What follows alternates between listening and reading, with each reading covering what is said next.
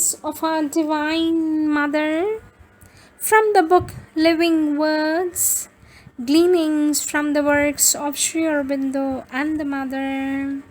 Page 139, topic The Divine Gives Himself.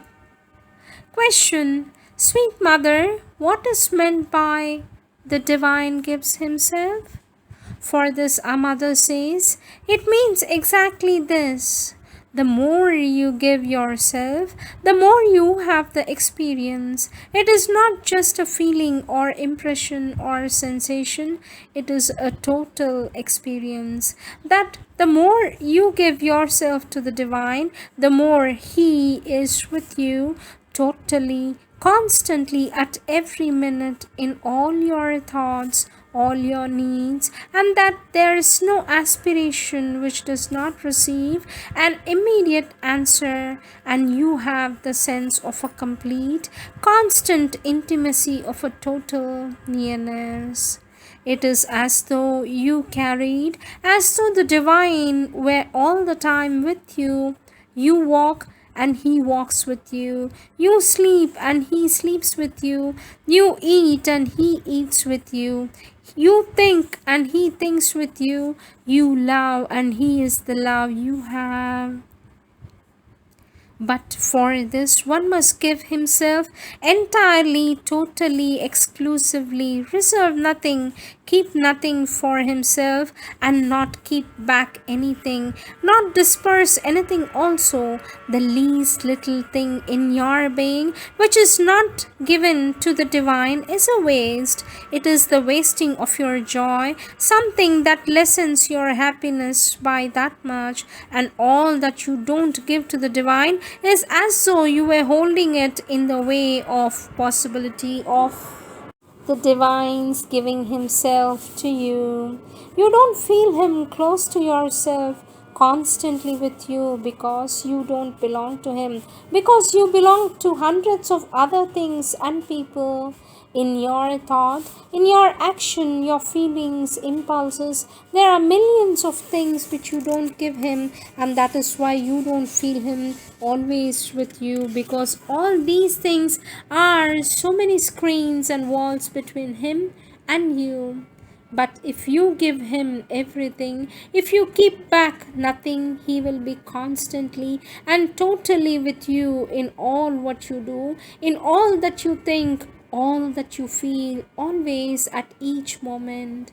But for this, you must give yourself absolutely, keep back nothing. Each little thing that you hold back is a stone you put down to build a wall between the Divine and yourself.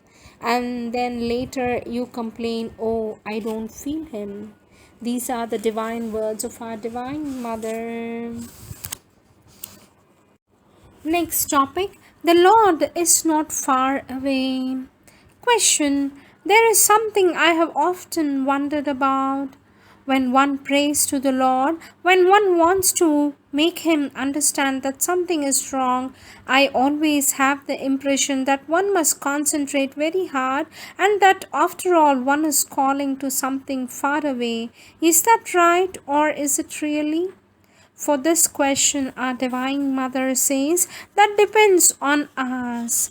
Now I can feel Him everywhere, all the time, even a physical contact. It is subtle physical, but physical in things, in the air, in people, in like this.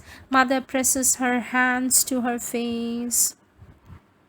And then it is not far to go. All I have to do is this. And Mother turns her hands slightly inwards. 1 second of concentration. 1 second of concentration. He is there. He is there. He is everywhere. He is far away only when we think He is far away.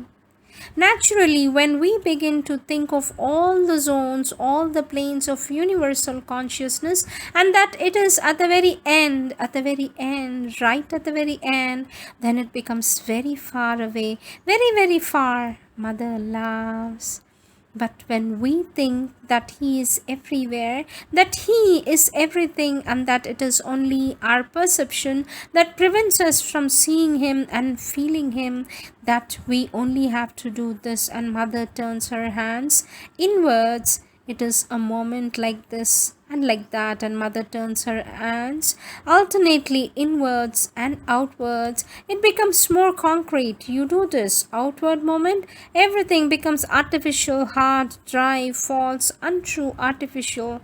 And you do this inward moment, everything becomes wide, tranquil, luminous, peaceful, vast, and joyful.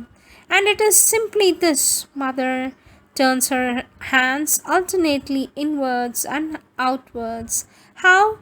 Where? It cannot be described. It is only a moment of consciousness, nothing else. A moment of consciousness. And the difference between the true consciousness and the false consciousness becomes more and more precise, and at the same time thin. You don't have to do great things to come out of it. Before that, one has the impression that one is living inside something, and that a great interiorization, concentration, absorption is needed to get out of it.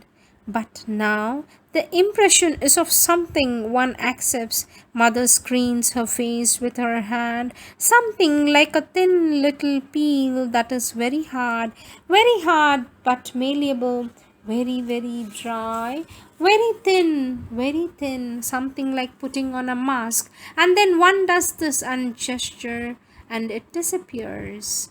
One can foresee the time when it will not be necessary to be aware of the mask. It will be so thin that one will be able to see, to feel, to act through it with no need to put the mask on again. That is what has just begun.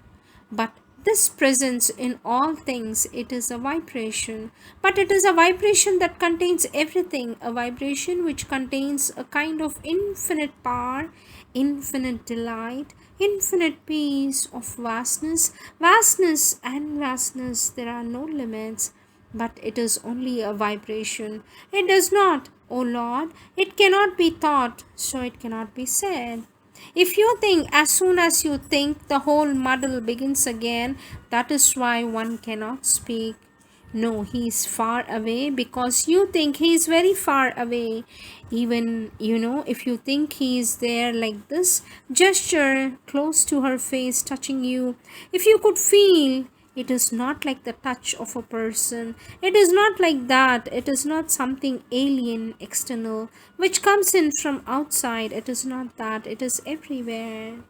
Then you feel everywhere, everywhere, inside, outside, everywhere. Him, nothing but him, his vibration. These are the golden words of our Divine Mother. Let us all carry on with our life with the Divine Mother in our hearts.